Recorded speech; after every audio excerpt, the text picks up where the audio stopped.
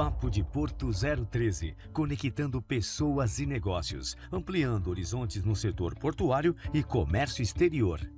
Patrocínio Lavanderia Johnny Washer, conveniência e qualidade perto de você.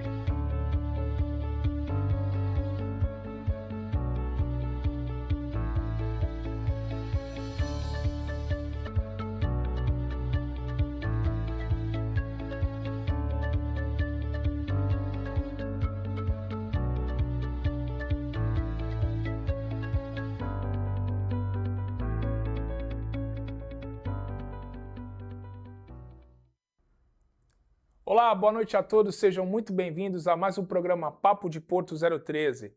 Eu, Luiz Fabiano, serei seu anfitrião nesta próxima hora, mas não estarei sozinho nesta agradável noite de terça-feira. Estarei com uma convidada para lá de especial, uma amiga querida que conquistei na minha vida profissional. E é com grande satisfação que eu divido esta bancada remotamente com Isabelle Cano. Muito obrigado, Isabelle, boa noite. Que prazer enorme te recepcionar aqui remotamente no Papo de Porto 013 e obrigado por disponibilizar um pouco do seu tempo e trazer aqui um pouco do seu lastro profissional também para contribuir com o nosso programa. Boa noite a todos. Eu que agradeço pela oportunidade de conversarmos sobre um assunto tão importante e poder dividir com tanta gente um pouco de conhecimento, né, e ter essa troca que é super importante e enriquecedora. Legal, Isabelle. Isabelle, quando a gente fala, e aqui para quem nos acompanha, né? Quando a gente fala de felicidade, a felicidade está ligado a várias coisas, né? Mas antes da gente trazer aqui à baila o nosso tema, eu queria saber um pouco mais, explorar um pouco mais da Isabelle quanto à vida pregressa, sua vida pregressa na área profissional portuária, marítima, né? O marítimo está sempre de mãos dadas com o portuário, então eu queria saber como foi a vida da Isabelle antes de chegar nessa parte de psicologia e qual a correlação que você traz da sua vida pregressa para os dias atuais na sua área? Bom, eu sempre trabalhei no setor marítimo, portuário, né, com mercado internacional, seja com commodities ou containers, né, com produtos acabados. E ao longo dessa experiência sempre foi na área comercial. Então, o lidar com pessoas esteve sempre muito presente na minha carreira, na minha caminhada. E dentro dessa caminhada de trabalhar na área comercial, visitar tantos países, sempre fora de casa, a gente leva bastante da gente e encontra bastante do outro nesses encontros comerciais, nas conferências. Enfim, é um mercado que é muito de pessoas, né? Feito por pessoas para pessoas, onde a gente desenvolve relações comerciais que são baseadas em princípios humanos, né? De confiança, de amizade. Existe uma amizade muito grande entre os players do mercado, seja fornecedores, seja cliente, seja um próprio colega de trabalho. Existe esse sentimento também de comunidade enquanto sistema portuário, né? É um nicho de mercado tão segmentado, tão assim próprio, né? Com uma vivência que por si só é única. Legal, Isabelle. Quando você falou de experiência com pessoas, de viagens, né? Quando você fala de experiência com pessoas na parte comercial, o que despertou, para quem até nos acompanha no Papo de Porto 013, o que despertou mais curiosidade no sentido da relação interpessoal no comércio marítimo? Então, ao longo dessa experiência que eu tive trabalhando muito fora, né, sempre com o mercado externo, conhecendo pessoas de diversas culturas, seja em países europeus, sul-americanos, a própria Centro-América, né, os países caribenhos, a América do Norte, lidando com pessoas de todas as nacionalidades, seja também a Ásia, né, que a gente faz muito negócio com a Ásia, Brasil. Então, eu consegui enxergar que nós sorrimos na mesma língua. Então, foi através dessa máxima, né, ter observado o fruto das experiências que eu tive, ter observado isso me levou a indagar outros pontos do comportamento humano dentro desse cenário global. Então, foi daí que surgiu o interesse por estudar melhor as pessoas, o comportamento, a tomada de decisão, as relações comerciais, né, dentro dessa perspectiva humana, não tão somente comercial, de empresa para empresa. Quando a gente fala dessa perspectiva humana, Isabelle, a gente teve uma situação adversa, né, no mundo, né, corporativo, que existe um mundo corporativo antes da pandemia e o pós-pandemia. E o pós-pandemia, para nós que somos latinos e que estamos acostumados com o contato, ele foi um pouco estranho, já diferente de outros povos. Você crê que a internet ela afastou ou aproximou, né? E o que ela trouxe de benefício nessa questão da felicidade no trabalho, né? No cotidiano do trabalho? Na verdade, o conceito de trabalho ele está em discussão, né? Por muito tempo, o trabalho foi denominado como o que você faz, então é o que você é. Hoje, essa máxima está em discussão, né? Nós somos muito mais do que apenas o que fazemos no trabalho, né? Desempenhamos outros papéis dentro de outros núcleos sociais, né? Seja família, seja comunidade de vizinhos, né? Onde a gente mora, enquanto nação, enfim. Nós temos outros papéis, né, dentro da sociedade, né, no contexto social. Então, essa questão do trabalho, ele tá sendo discutido o conceito de trabalho. Essa entrada da internet mais próxima do trabalho causa uma crise da questão da vida pessoal e profissional, que ela não se desassocia, né, é uma coisa só.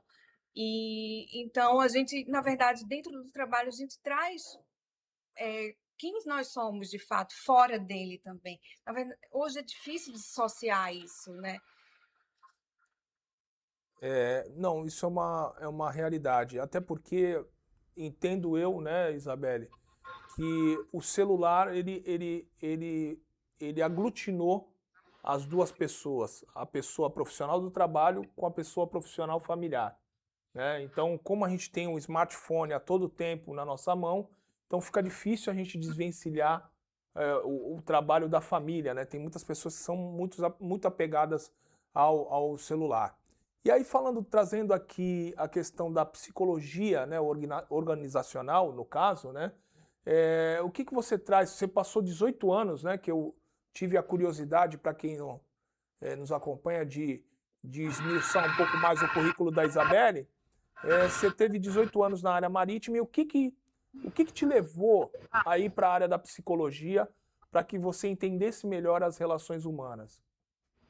Exatamente quando eu constatei que nós rimos na mesma língua, né? Independente da nação, onde você esteja, a nossa linguagem humana, né? Não o idioma, a nossa linguagem comportamental, ela é única, né? Enquanto seres humanos, nós nos aproximamos e nos distanciamos por questões iguais, né? Óbvio, dentro de um contexto cultural existe algo mais saliente ou menos, mas enquanto humanos nós rimos na mesma língua e foi através disso, constatando isso dentro do ambiente de negócios, que eu decidi me aprofundar e entender melhor essas relações e dinâmica de trabalho através da perspectiva humana. Tá. Quanto tempo você está hoje na área atuando? Eu estou há 2 anos atuando nessa 2 anos área e atuando. muito entusiasmada Legal. com toda a gama de conhecimento e, Não, pode falar. e particularidades que tem. Hoje a gente tá vendo um crescimento exponencial, né? E dizem que é a doença do presente e do futuro, né? Que é a questão da depressão, né? E tem muito a ver também, né? A questão de você estar feliz, ou estar feliz com as coisas que você adquiriu, ou estar feliz com as coisas que você tem, ou estar feliz consigo mesmo, né? E aí falando da psicologia organizacional e da psicologia positiva, o que você traz e que você explique aqui para quem nos acompanha o conceito dessa psicologia, primeiramente. Bom, a psicologia organizacional enxerga as organizações como um sistema orgânico, né, formado por pessoas. Iniciou no século XX, dentro dessa perspectiva de enxergar realmente como um sistema orgânico e olhar ali para cada ser humano, né, cada indivíduo.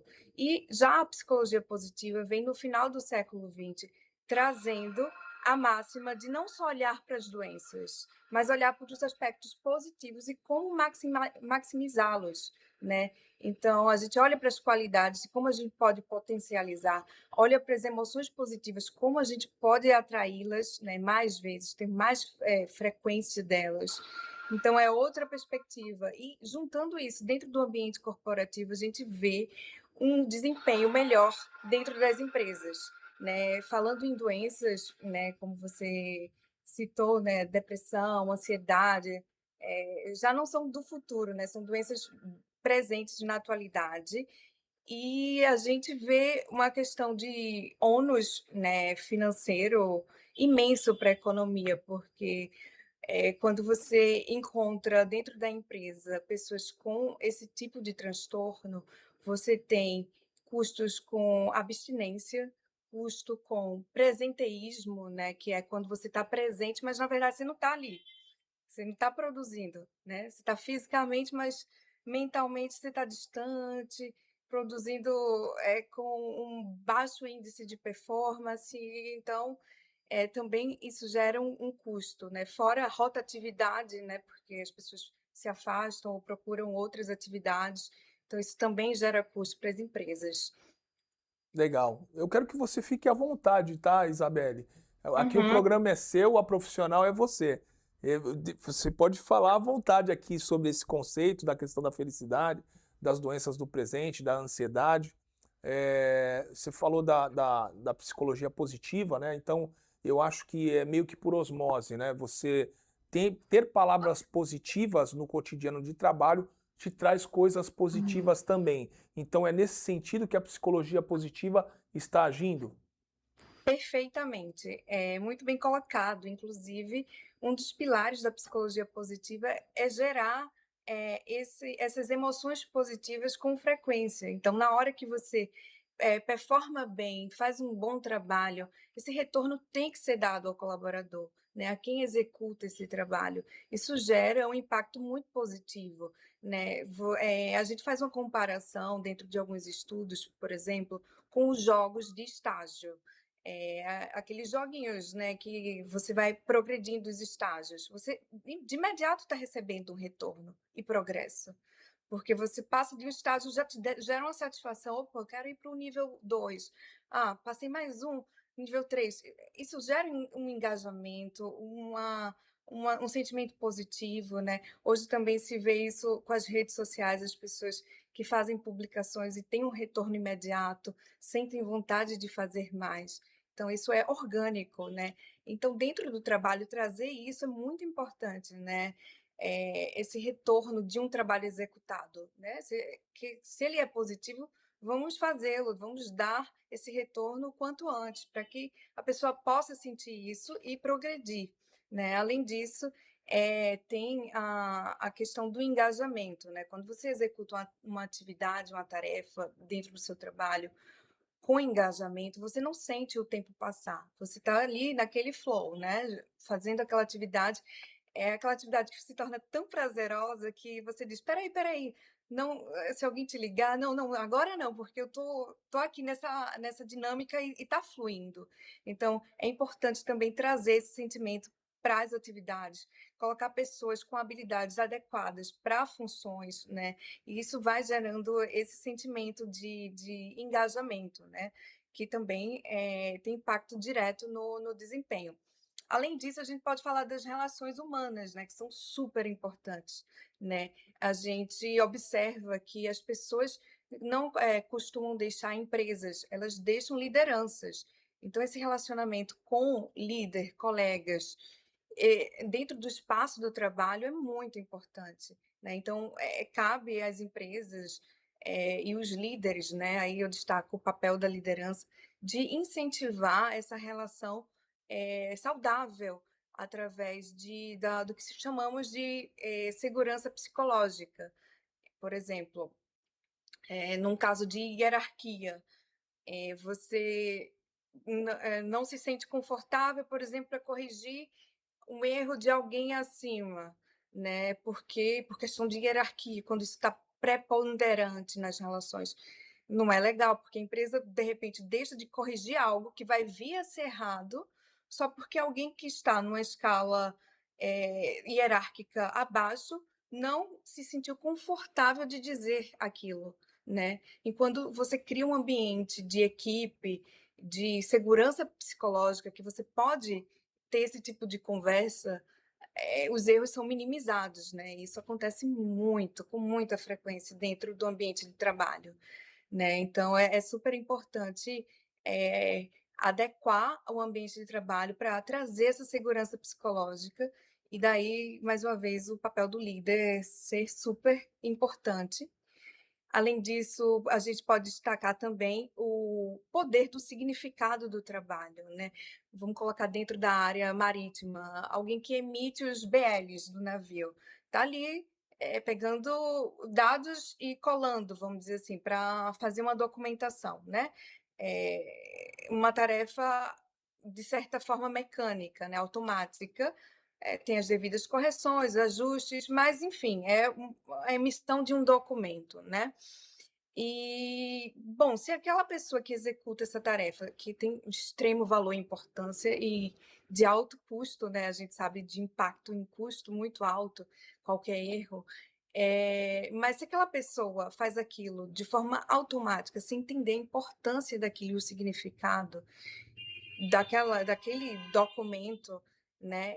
Ele vai fazer só no automático. É interessante atrair valor àquele trabalho, né? Olha, essa carga está sendo negociada entre X, Y, vale Z, né? E esse fornecimento aqui para o nosso país produzir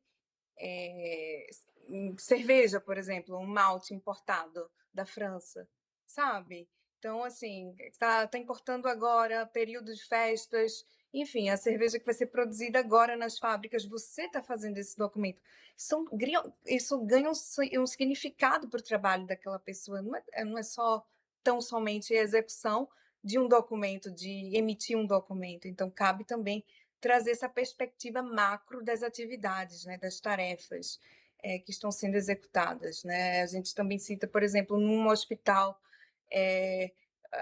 o pessoal de equipe de limpeza, saber que aquela limpeza ali propicia ao paciente um ambiente, né, propício à cura, né? Então, não é tão somente a limpeza de um quarto, ali é um fator também de cura, né, que traz a cura, né? É um ambiente que está se tornando propício àquilo.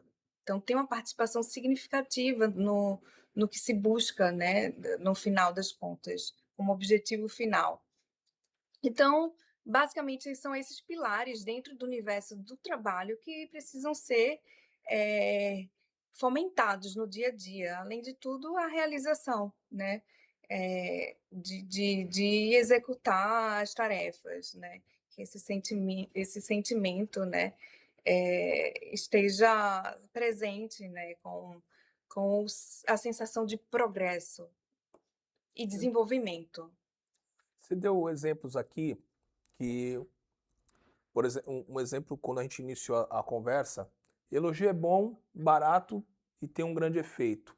Isso serve para um líder, né? Você levantou aqui uma outra questão que é muito importante, e até para quem nos acompanha, sobre o senso de pertencimento, né? Você explicou sobre o malte, né? A importância do malte para a gente tomar a cervejinha do final de ano, ou a cervejinha do aniversário do parceiro ou da parceira, né? Esse senso de pertencimento. Essa questão de senso de pertencimento e também de engajamento, né? Como que a gente gera esse engajamento e esse senso de pertencimento nas pessoas através da psicologia positiva, né? Como que você gera isso através do seu trabalho para que você tire o melhor das pessoas, né? Para que elas, cada dia mais, elas se engajem mais, elas deem a devida importância. Você tratou aí da faxina do hospital, que é muito importante quando a faxineira utiliza o hipoclorito de sódio, o hipoclorito de sódio para poder fazer a limpeza e tirar as bactérias ali do local, né? Por conta de uma infecção. Você acha que essas informações são relevantes para quem está na base da pirâmide, para ter esse senso de pertencimento? Sem dúvida, sem dúvida. É muito necessário trazer esse tipo de conhecimento do macro, a importância de cada um, né? E para maximizar esse bem-estar dentro do trabalho, a gente precisa conhecer bem as pessoas, né? E as pessoas também precisam se conhecer. O autoconhecimento também ele tem que ser alimentado dentro das empresas, né? Através de programas e também de escuta, né? Então, quando você põe alguém adequado para executar uma função, aquilo vai gerar um sentimento, por exemplo, de engajamento, né? Eu tenho habilidades para isso, então aquilo ali eu vou fazer com prazer, com gosto, vou me engajar, né? Então precisa se identificar nas pessoas quais são as habilidades, né? E colocar em posições adequadas. Essa questão do autoconhecimento também é muito importante, porque, por exemplo, quando a gente fala de estresse hoje, se sabe que o estresse é um parâmetro neutro, né? Ele não é nocivo, ele tem suas variações, né? O nível de estresse que cada um suporta, isso é muito pessoal. Então, tem gente que trabalhar sob pressão motiva, engaja, causa entusiasmo. Isso não está errado. É apenas uma característica pessoal que tem que ser respeitada. Já tem gente que não, precisa de trabalhar dentro de uma posição que tenha mais sossego, vamos colocar assim, né? Que possa ser performada de uma forma mais moderada, enfim. E uma questão, um perfil mais analítico. E ok, é uma adequação, né, de uma função para uma pessoa que tem uma característica e um potencial a ser desenvolvido dentro daquela personalidade. Então, isso tudo tem que ser respeitado dentro das empresas, né? E é assim que a gente atrai bons resultados, né? Com o desenvolvimento desse autoconhecimento e de conhecer as pessoas.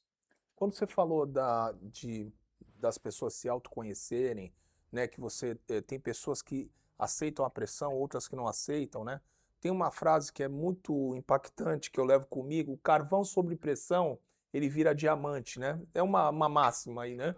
E Sim. também tem uma outra frase que é até do Bernardinho, que aos campeões o desconforto. Nos dias atuais, cabe esse desconforto para o colaborador, né? O colaborador, que eu digo, o trabalhador da empresa, né? Porque a gente passou de uma fase de hard skills para uma fase de soft skills, que é a fase que trata da psicologia positiva. Mas ainda cabe aos campeões o desconforto? Olha, se for o perfil do campeão, cabe. É. Te- Eu acho que é bem pela individualidade, entender os indivíduos. Então, cabe o desconforto, sim. E dentro das organizações, eu acho super válido. Assim, eu cito muito essa frase que é muito bacana dentro das interações de trabalho para trazer essa segurança psicológica ao entrar dentro de uma empresa, né? Ao entrar na empresa e for executar a sua tarefa, né, o seu trabalho ali, você deixa o seu ego lá fora, sabe? Porque esse sentimento atrapalha as relações de trabalho, né? E, e distancia um pouco dessa segurança psicológica, né? Que é de ter esse ambiente seguro para falar o que sente, o que pensa, enfim, sem o risco do julgamento, né? Aquela situação que eu falei de, por exemplo, eventualmente tem de corrigir alguém que está hierarquicamente acima. Pode acontecer, ninguém está sujeito a não errar, né? As pessoas erram, faz parte. E daí a correção vem para trazer algo bom para a empresa, né, naquela circunstância. E se houver aquela coisa do ego ali dentro, isso vai dificultar, né, esse diálogo. Então, eu sempre estimulo muito essa linguagem sem ego, né, e de segurança psicológica. Quando a gente fala, eu estava assistindo uma reportagem, Isabelle, e assim me chamou muita atenção dos supercurrículos, né? E quando você falou do trabalhador de base que pode repreender um líder dele, né? E às vezes até o líder se sentir desconfortável, eu acho que esse desconforto ele não paira somente já no trabalho. Eu acho que antes de entrar ao trabalho, os líderes se sentem pressionados apenas até por um currículo. E eu acho que isso é uma mudança contemporânea. E aí eu queria trazer da tua visão aí, do teu lastro profissional, no mundo do trabalho contemporâneo. O que você espera, né, para o futuro e o que a gente tem no presente hoje na questão da psicologia?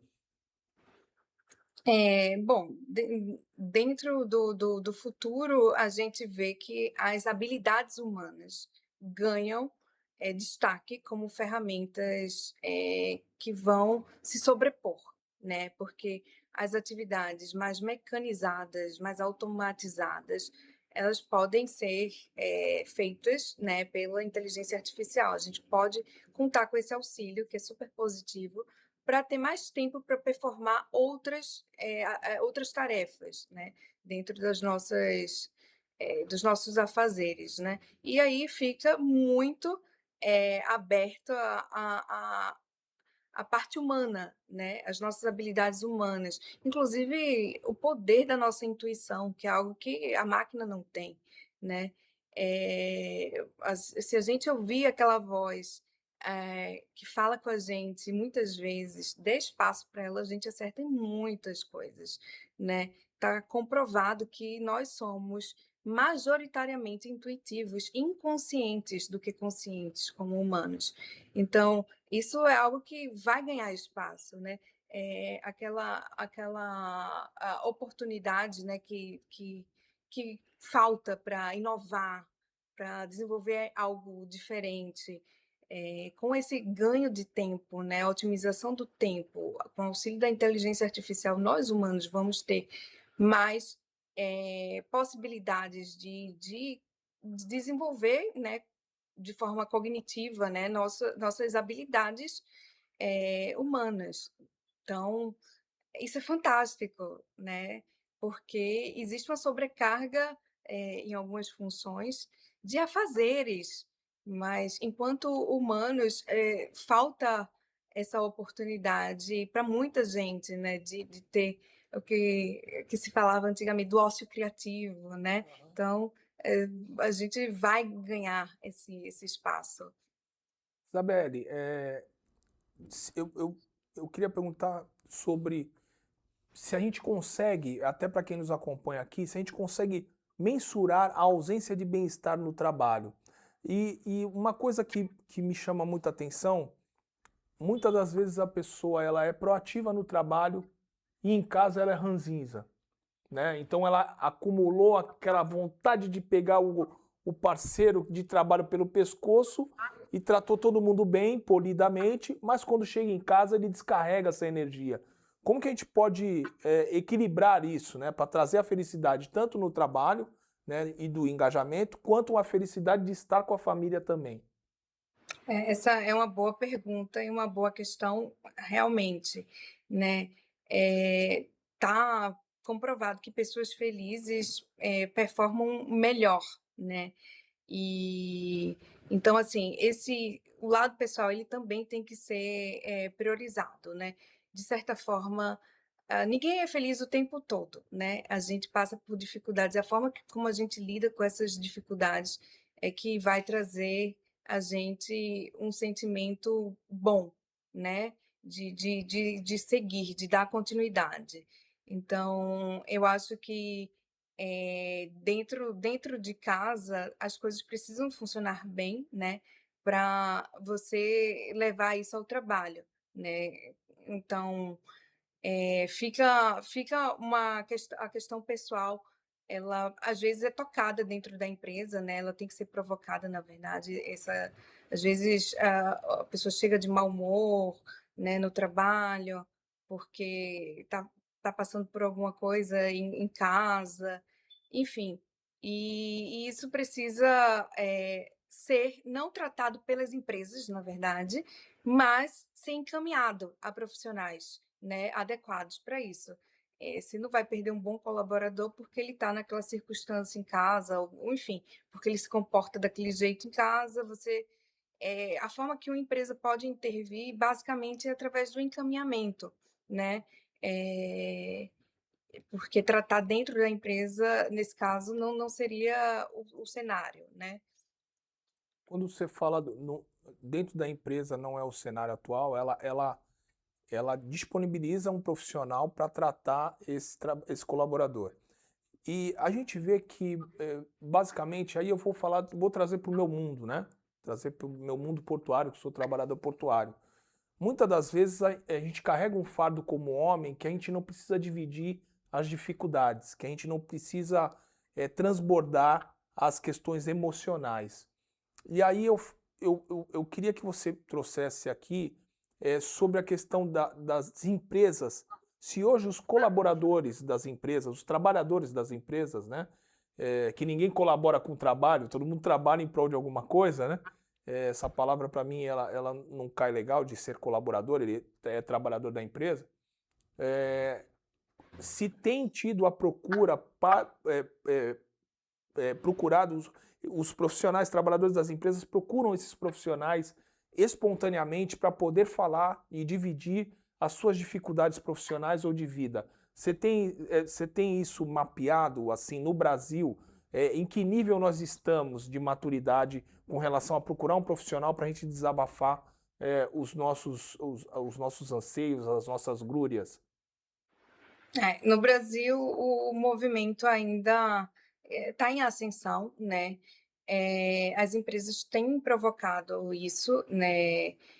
De ouvir o colaborador. Existem empresas que disponibilizam um canal sem identificação imediata, né? Mas para ouvir, faça uma avaliação do seu dia hoje de trabalho, como foi sua interação com os colegas, enfim, fazem uma lista, né, para checar a rotina de trabalho das pessoas, né? Existem empresas que já aplicam isso. E isso parte também muito da liderança, né, de desenvolver a questão da segurança psicológica, de poder comunicar, de poder ouvir.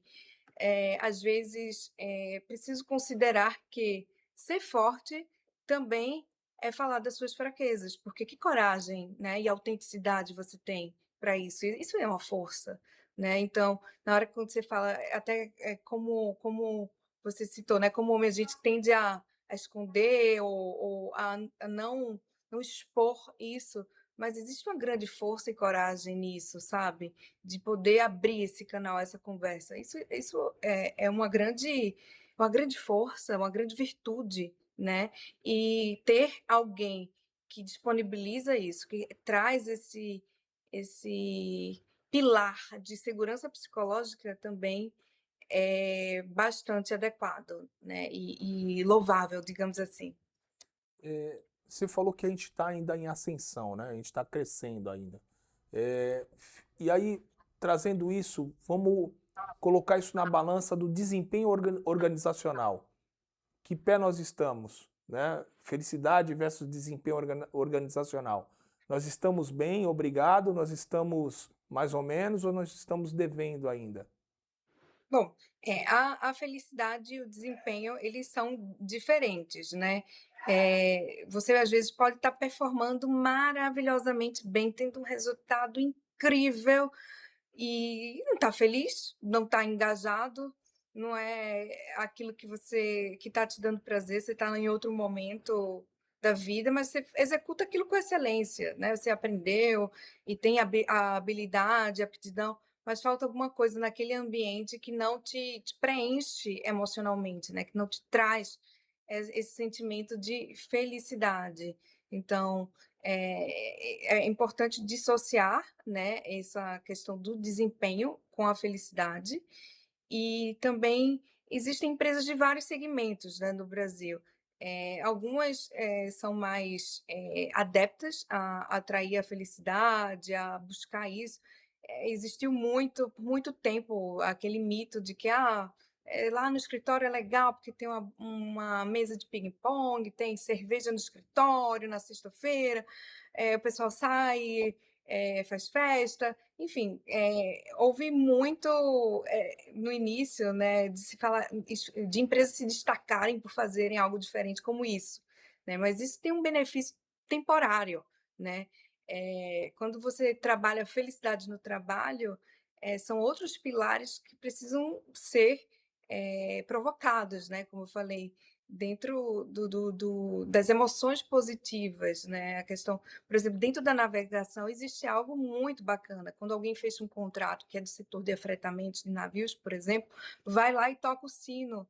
Então aquilo é um momento de celebração, fechou um contrato, então celebrar as pequenas conquistas, provocar esse sentimento de alegria dentro do trabalho é muito importante. E aí é aquela conversa inicial que tivemos, de dar um retorno também quando algo é bem feito, né. Então, basicamente trazendo isso, dentro da liderança também, as relações interpessoais, o sentimento de pertencimento, realização, né, tudo isso mexe com a felicidade no trabalho de forma mais longívia, que aquela coisa da mesa de ping-pong, da cerveja na sexta-feira, enfim, porque se a cerveja no escritório é na sexta-feira, na segunda volta tudo ao normal, é muito transitório isso, né. Aham. De forma perene, o que que a gente tem hoje que ficou de forma perene, você falou de longevo, né? De coisas longevas. O que que a gente tem de exemplos de forma perene da felicidade no trabalho, de uma constância? Você tem um exemplo assim que possa me trazer assim? Eu acho que a segurança psicológica é um ponto altíssimo, né, de ter essa abertura para comunicar, né, o diálogo está sempre aberto, né, a pessoa se sentir, ser o que é, né, sem ser julgado, enfim, as pessoas assumirem, né, suas personalidades, seus pensamentos, dentro de um ambiente seguro, que você possa manifestar aquilo.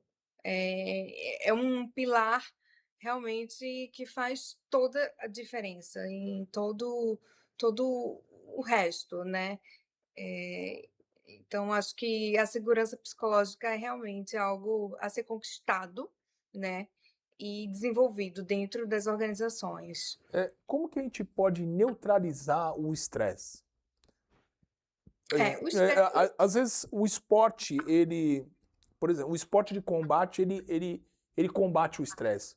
Porque ele é aquele amiguinho que você tem vontade de pegar ele pelo pescoço do trabalho, você desconta na porrada no saco, enfim, na academia levantando peso. Mas quando a pessoa não tem ele não envereda, ele não se inclina para a atividade esportiva, como é que pode ser combatido esse estresse? O estresse do bom, trabalho? uhum. A gente precisa conhecer aquele, né, funcionário, quem é aquela pessoa, né, o quão, de pressão, ele suporta, né, para trabalhar. Eh, Enfim, qual a atividade que ele gosta de fazer e faz bem, né. É uma pessoa comunicativa ou introvertida? Porque existe um estresse grande de você estar performando, que você pode até performar bem, mas você não está adequado àquilo, né, você usa, a chamada máscara, né, você consegue desempenhar enquanto você usa aquela máscara, mas aquilo te desgasta emocionalmente, né, você tem que vestir aquele personagem, né, que inclusive hoje a gente fala muito que essa vida pessoal e profissional estão juntas, né, é impossível dissociar, e o personagem do trabalho é o mesmo em casa, né, tende a ser hoje, né, se vê mais, né, porque a gente leva o trabalho para casa, essa coisa da comunicação, na verdade, dentro do universo do shipping, isso já existe há muito tempo, inclusive, né, porque não tem hora, nem lugar para trabalhar, o tempo todo se trabalha, né? Quando pensa nas demandas de navegação, elas são extremamente extravagantes, né? Porque surgem o tempo todo. Então, eu acho que vai aí, mais uma vez, conhecer as pessoas dentro das organizações e como elas suportam aquela carga de trabalho, né? Quando falo de carga, não é só o horário, mas aquele perfil de trabalho sem usar máscara, né? Sem criar um personagem para performar aquilo. Tem muita gente performando, mas aquilo pode desempenhar bem, mas não a longo prazo, não vai tolerar, ou vai adoecer, ou vai ter alguma coisa que vai gerar um impacto em algum momento, né? Então não tem uma duração, né, de longo prazo, não dá para pensar em longo prazo. Quando você falou do mundo do shipping, né? Não vou revelar a minha idade, mas eu sou um cara jovem. Mas na época que eu era office boy, a gente tinha um mundo onde a padaria ela tinha um horário para fechar, o mercado ele tinha um horário para fechar e tudo isso afeta o mundo do shipping. Você não acha que a gente poderia dar esse passo como humanidade, um passo para trás? Porque o que determina a velocidade do mundo do shipping é justamente a velocidade de consumo nossa. E nós temos necessidades a toda hora de consumir algo, seja de manhã, à tarde, no período das 19 horas ou então até na própria madrugada. Então eu vejo que a questão da aceleração do mundo do chip ela está muito ligada à questão de consumo. E talvez se a humanidade diminuísse a pegada do consumo e principalmente dos horários, a questão do shipping também ia trazer vida para o lado profissional, que não é isso que acontece, que a gente sabe que quem trabalha no shipping, quem trabalha com a parte comercial não dorme, né? Principalmente a parte comercial, que vende espaço dentro do navio. Mas trazendo aqui, e até a gente está caminhando aqui para o nosso final, até para quem nos acompanha, Isabelle, quando a gente fala dessa velocidade de informações, da tratativa de informações, e aí eu quero saber da IA dentro da questão da psicologia organizacional e da psicologia positiva. Tá? Você falou no meio da conversa sobre ter mais tempo, um tempo ósseo, né? Que é um tempo criativo, que é um tempo que você fica pensando em fazer novas coisas, construir novos aprendizados. Mas eu passei a enxergar há pouco tempo atrás que a IA ela também deixava o camarada um pouco preguiçoso, né? Ele aperta um botão, ele fala uma frase, ele constrói uma narrativa toda. O que você traz aí dentro dessa tua vida profissional de psicologia que você vê que a IA não está trazendo o benefício esperado, né? No caso de ter a felicidade de não fazer nada, né? E também de não criar nada. Bom, eu acho que a IA é uma ferramenta que tem muito valor, né? Que acho que otimiza o nosso tempo, as nossas atividades, né? A gente pode sempre melhorar, né? E é uma forma de customizar, né, o nosso trabalho, tendo alguém ali para fazer o que é mecânico, né?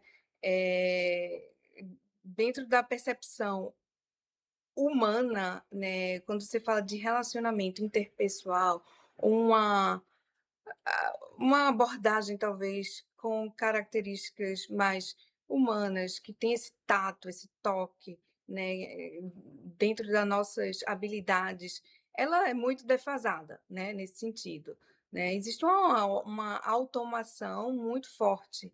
E quando a gente fala, por exemplo, no desenvolvimento da confiança entre, fornecedor, né, e um comprador, por exemplo, como você vai criar uma confiança só com uma IA? Não, ali precisa ter uma pessoa que se comprometa, que mostre a cara, que mostre serviço, que mostre disponibilidade, né, para você acessar, né. Na hora que você, por exemplo, trata de serviço, uma pessoa disponível para te atender, para falar com você, né, para entender tua necessidade genuína ali nos pormenores. é uma pessoa que vai te entender, né. A gente vê muito isso dentro de serviços que estão robotizados, quando a gente quer aquele detalhe do detalhe, não tem na opção. A gente recorre para quem? Sempre uma pessoa, né. Então, de forma geral, a gente se entende muito melhor, né. Então, eu acho que é aí que a IA ainda é bem defasada e as relações de confiança, elas, certamente são criadas olho no olho, né, e nesse contato presencial, né, próximo e constante, né, que precisamos ter uns com os outros. Legal. Eh, quando a gente fala da IA, você falou de da gente ter segurança psicológica, né? Eh, com a mudança no mundo do trabalho, e aí voltando só para a questão da segurança psicológica, como que a gente faz para ter uma segurança psicológica, sendo que a gente está tendo uma supressão, os trabalhos estão sendo suprimidos, estão sendo diminuídos e estão criando outros trabalhos que as gerações anteriores a essa que está no momento não vão conseguir chegar ou muito menos acompanhar. Como é que a gente cria essa segurança psicológica nos dias atuais para quem ainda não está vislumbrando um novo trabalho, uma nova função? Hoje a gente vê a nova geração sofrendo um pouco para conseguir o primeiro estágio, por exemplo, que são atividades, né, funções que são mais automáticas, né, fácil de pôr uma máquina para fazê-lo, né. De fato, essa ausência da entrada, né, das pessoas mais jovens nesse estágio, né, de início de trabalho, nessas atividades menores, tem trazido discussões, né, dentro da perspectiva do trabalho, do conceito de trabalho, inclusive influenciando a relação dessa geração com o trabalho, como eles enxergam o trabalho, né.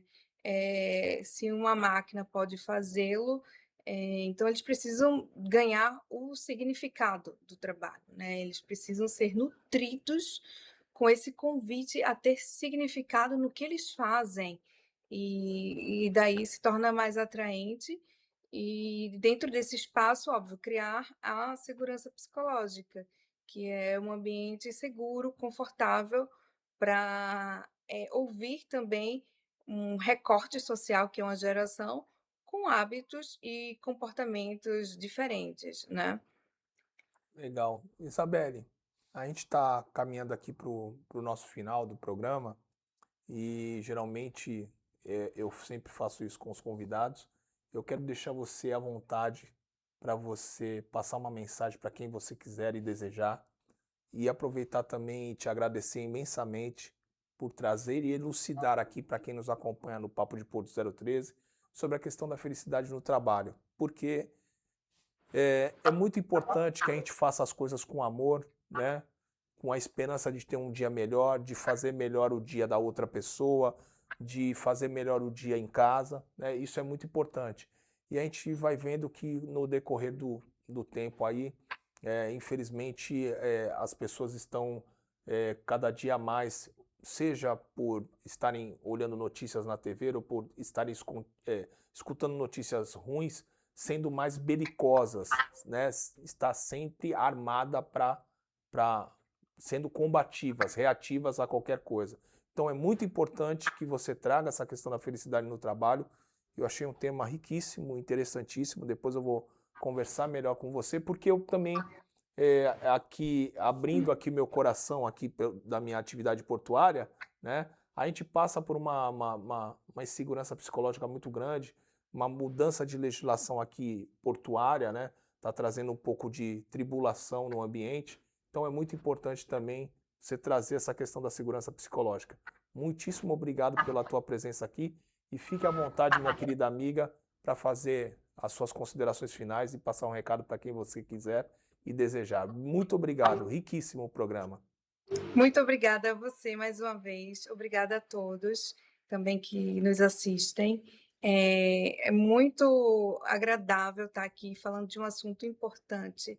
Saber que hoje a ciência evoluiu passos bem significativos para mensurar isso e ter dados científicos, né? Então, a felicidade deixa de ser um mito e passa realmente a ser um dado mensurável, né? E uma abordagem que precisa entrar nas empresas, né? E ter essa felicidade discutida, né, sendo debatida de uma forma amigável, num espaço bacana como este, me entusiasma mais ainda para fazer o que eu faço.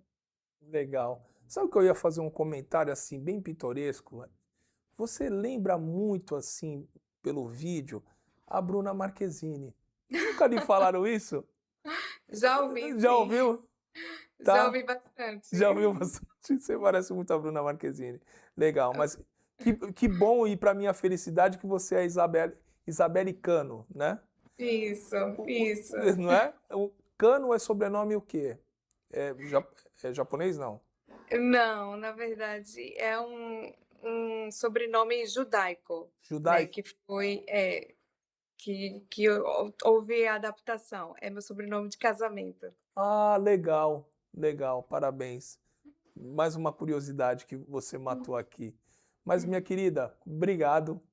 Obrigada a você. Muito obrigado por ter dividido aí seu conhecimento, seu tempo aqui com a gente. E as portas estão abertas. Pode entrar em contato, que as portas sempre estarão abertas. É um tema muito rico e é um tema atual e do meu cotidiano e do cotidiano de muitas pessoas. Obrigado mais uma vez, Muito obrigada mais uma vez também. tá?